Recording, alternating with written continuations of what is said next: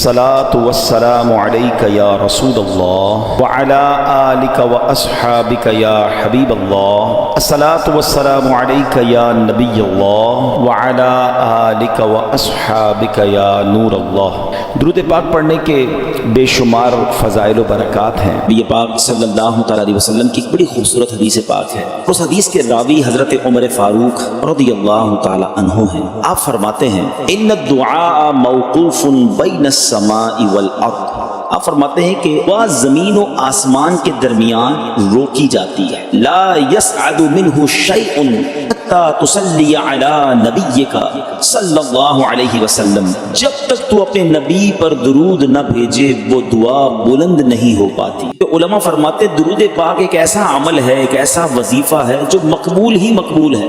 صلو علی الحبیب صلی اللہ تعالی علی محمد صلی اللہ علیہ وسلم. کہ اللہ کریم نے قرآن مجید فرقان حمید میں جو کامیاب لوگوں کے اوصاف بیان کیے نا، ویسے میں آپ کو ہنٹ دے دیتا ہوں، قرآن کی بات کی ہے نا، آپ سورہ مومنون 18 پارے کی سٹارٹ کی جو سورت ہے نا، سٹارٹ اسی سے ہوتا ہے. پڑھیں. لوگ کہتے ہیں یار فلاں سکسیسفل ہے، فلاں کامیاب ہے، پیسے والا کامیاب ہے، جناب اتنا بڑا کاروبار ہے یہ کامیاب ہے، فلاں ملک کا پاسپورٹ ہے وہ کامیاب ہے. نہیں جناب، جو عہدے دار ہے، جس کے پاس کوئی اقتدار ہے وہ کامیاب ہے. کون فیصلہ کرے گا ہوئی سکسیسفل؟ جس نے کائنات بنائی، جس نے مجھے بنایا، جس نے آپ کو بنایا، وہ رب فرماتا ہے قد افلح المؤمنون. ہے کہ یہ 18واں پارہ شروع یہیں سے ہوتا ہے کہ بے شک ایمان والے کامیاب ہو گئے. ہائے ہائے. اور پھر اس کے بعد ان ایمان والوں کے اوصاف، کون سے ایمان والے ہیں، ان کے اندر اسپیشلٹی کیا ہے، اللہ نے ان 10 آیتوں میں بیان بھی فرما دیا. اور جو آخری 11ویں آیت ہے نا، اس میں تو انعام بھی بتا دیا کہ ان کو ملے گا کیا، ان ایمان والوں کو ملنا کیا ہے. اللہ قرآن میں فرماتا ہے بسم اللہ الرحمن الرحیم قد افلح المؤمنون الذين هم في صلاتهم خاشعون والذين هم عن اللغو معرضون والذين هم للزكاة فاعلون. اللہ فرماتا ہے بے شک مراد کو پہنچے ایمان والے ہیں. اب مراد کو پہنچے کیا کرتے ہیں؟ جو اپنی نماز میں گر گڑاتے ہیں. کیا ہماری نمازیں ایسی ہیں؟ اول تو نماز پڑھتے نہیں، پڑھتے تو دھیان کہیں اور ہوتا ہے. فوکس نماز میں خشوع و خضوع ہے جن کی. پھر فرمایا جو کسی بیہودہ بات کی طرف التفات نہیں کرتے. ادھر تو حال یہ، کوئی بتاؤ یار، کوئی ویب سائٹ بتاؤ، کوئی کلپ بھیجو، کوئی سافٹ ویئر بتاؤ جدھر سے معاذ اللہ گندی بری باتیں دیکھنے کو ملے. قرآن کہتا ہے جو بیہودہ بات کی طرف توجہ ہی نہیں کرتے یہ ہیں ایمان والے، یہ کامیاب لوگ ہیں. اور آگے فرمایا اور وہ زکوٰۃ دینے کا کام کرتے ہیں.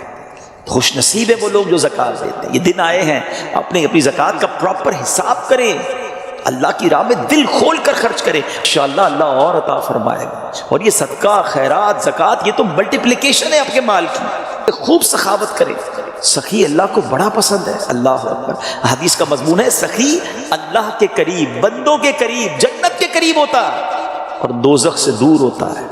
اور جو بخیل ہوتا ہے نا، کنجوس، سٹنجی، فرمایا وہ اللہ سے بھی دور، بندوں سے بھی دور، جنت سے بھی دور ہوتا ہے، دوزخ کے قریب ہوتا ہے. آپ سوچ لیجئے کون سے گروپ میں جانا ہے. اللہ سے دعا کرو اللہ سخاوت عطا فرمائے. میں نے کہا میں آپ کو حدیث سناتا ہوں، میں نہیں کہہ رہا. اللہ کے حبیب علیہ السلام فرماتے جس کا مضمون ہے گن گن کر خرچ نہ کرو ورنہ وہ رب کریم بھی تمہیں گن گن کر عطا فرمائے گا. یہ روک لیتے ہیں نا جو بھائی ہم نے دے دیا جتنا دینا تھا، ارے دیتے رہو. وہ جب دیے جا رہا ہے آپ جانے والا راستہ بھی کھلا رکھو، وہ اور عطا فرمائے گا. یہ ملٹی پلائی ہے، یہ وہ ایسا سرکولیشن ہے جو آپ کا بڑھتا ہی رہے گا. These are the days for generosity. یہ دن ہے اللہ کی راہ میں خرچ کرنے کے، نیکی کے کام میں خرچ کیجیے. آپ نے سنا تو صحیح کہ صدقہ پیر کی طرف آ کے کھڑا ہو جائے گا، عذاب سے بچائے گا. نماز سر کی طرف آ کے کھڑی ہو جائے گی. جناب روزہ، اب یہ ساری وہ نیکیاں ہیں، زکوٰۃ، یہ بچائیں گی آپ. اللہ مجھے اور آپ کو یہ نیکیاں کرنے کی توفیق عطا فرمائے اور اپنی راہ میں دل کھول کر خوش دلی. دیکھیں انجوائے کر کے خرچ کرو گے نا، اس کو پتہ کیسے انجوائے کر سکتے ہیں آپ، اس کو کیسے خوش دلی کے ساتھ کر سکتے ہیں. مال انسان کو یقیناً پسند ہوتا ہے. یہ انسان جو ہے نا، اس کے اندر جس کو کہے کہ دل کے اندر مال سے محبت ہے. اب اس مال کو خرچ کرتے ہوئے خوشی کیسے ہو، اس کا بڑا پیارا علماء نے طریقہ بتایا کہ بندہ یہ سوچے، یہ سمجھے اور یقین کرے کہ جو میں دے رہا ہوں نا یہ جا نہیں رہا ہے، یہ میرے ہی اکاؤنٹ میں جمع ہو رہا ہے اور ملٹی پلائی ہو رہا ہے. سبحان. جب یہ آپ کا مائنڈ سیٹ بن جائے گا نا، مثال کے طور پہ ہمارے یہاں لوگ کمیٹی ڈالتے ہیں BC ڈالتے ہیں تھوڑے تھوڑے پیسے، کیوں یار مشکل وقت میں کام آئیں گے، اسی لیے ڈالتے ہیں۔ تو یہ واقعی وہ پیسے ہیں جو مشکل وقت میں کام آئیں گے، اور یہ وہ مشکل وقت ہوگا جب کوئی مدد نہیں کر سکے گا۔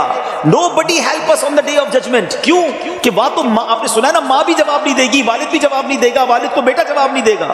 تو یہ وہ میرے پیسے ہوں گے جو مجھے اس وقت ملیں گے اور ملٹی پلائی ہو کر ملیں گے۔ یہ میں نہیں کہہ رہا، اللہ کریم فرماتا ہے، حدیث قدسی میں ہے جس کا مضمون ہے، اے ابن آدم اپنا مال میرے پاس جمع کرا دے۔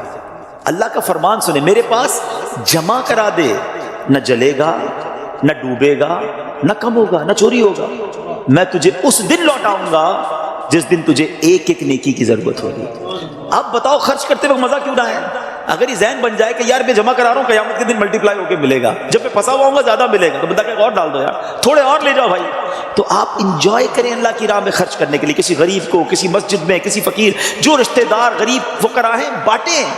اور سوچے نا، میں آج کی مثال دیتا ہوں، میں آج ایک جگہ بیٹھا تھا، زکوٰۃ سیمینار تھا میرا، وہاں بیان تھا، تو وہاں کچھ بزنس کمیونٹی کے لوگ بیٹھے تھے، آپس میں بات ہو رہی تھی کہ یار مجھ سے وہ لینے آئے تو میں تو دے چکا تھا، زکوٰۃ تو دے دی تھی، تو میں نے کہا آپ کو اور دینا چاہیے، کہا یار پوری تو دے دی تھی، میں نے کہا اللہ نے دینا روک لیا ہے۔ اور کیا میں ایک اور بات بتا دوں، جب بھی عبادت کریں نا وہ خوش دلی کے ساتھ کریں، وارم ویلکم کریں عبادت کو، برڈن فیل نہ کریں۔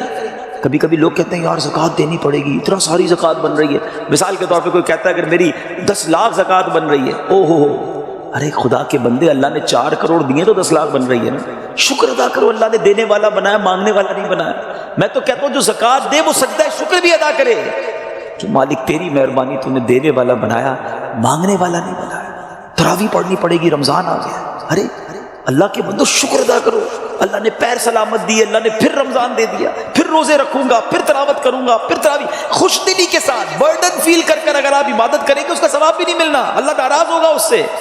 معافی مانگ لیجیے، سجدے میں سر جھکائی۔ ماں باپ کو اگر ستایا ہے، if your parents are not happy with you، please ان کے پاس جائیے اور معافی مانگیے، ان سے ان کے پیر پکڑ لیجیے۔ ماں باپ راضی تو رب راضی، ماں باپ ناراض تو رب ناراض، ان کو ناراض نہ کرو۔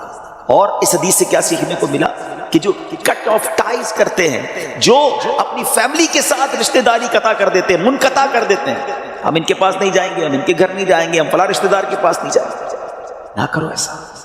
یہ رشتہ داریاں کاٹنا اللہ کو کتنا ناپسندیدہ ہے کہ شب برات بھی وہ لوگ نہیں بخشے جائیں گے۔ تو پلیز ان عادتوں سے اپنی جان چھڑا لیں۔ ایک اور حدیث پاک میں ہے، ایڈلٹری کرنے والا، بدکاری کرنے کا جو عادی ہوگا، ہیبیچول آف ایڈلٹری، وہ بھی نہیں بخشا جائے گا۔ تو پلیز ان حرام کاموں سے چھوڑیں، اپنے آپ کو بچائیے۔ اور یہ جو ایڈلٹری کی طرف، زنا، بدکاری کی طرف جو بندہ جاتا ہے نا، یاد رکھیے گا پہلے نظر بہکتی ہے، پھر دل بہکتا ہے، پھر شرمگاہ، پھر پرائیویٹ پارٹس حرام کاری کی طرف جاتے ہیں۔ تو ہمارے یہ شٹر جو ہے نا، اسی کو بند کر دینا کہ حرام نہیں دیکھوں گا۔ اپنے موبائل پر، اپنے انٹرنیٹ ڈیوائسز پر ہم کیا دیکھ رہے ہوتے ہیں؟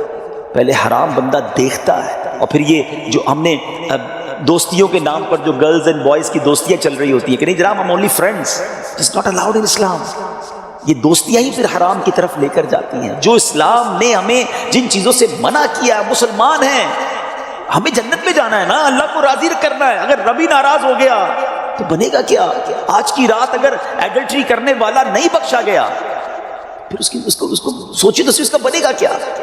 تو پلیز میک ریپینٹنس، گڑ گڑائیے اپنے رب کی بارگاہ میں۔ اور دیکھیں توبہ کیا ہے، توبہ کے ویسے تو کئی ڈیٹیل علماء نے بتائی، مگر ان شارٹ اگر میں آپ کو بتاؤں نا، الندم التوبہ، شرمندگی توبہ ہے۔ پہلے تو اپنے اندر گلٹ فیل کیجئے کہ یا اللہ میں بہت برا ہوں، بہت غلطیاں ہیں، مالک معاف کر دے، اور پھر آئندہ نہ کرنے کا پکا ارادہ، اے اللہ اب نہیں کروں، میں تجھ سے وعدہ کرتا ہوں، I promise in your court یا اللہ عز و جل، پلیز ایکسپٹ مائی ریپینٹنس، میری توبہ قبول کرنے، مالک اب نہیں کروں گا۔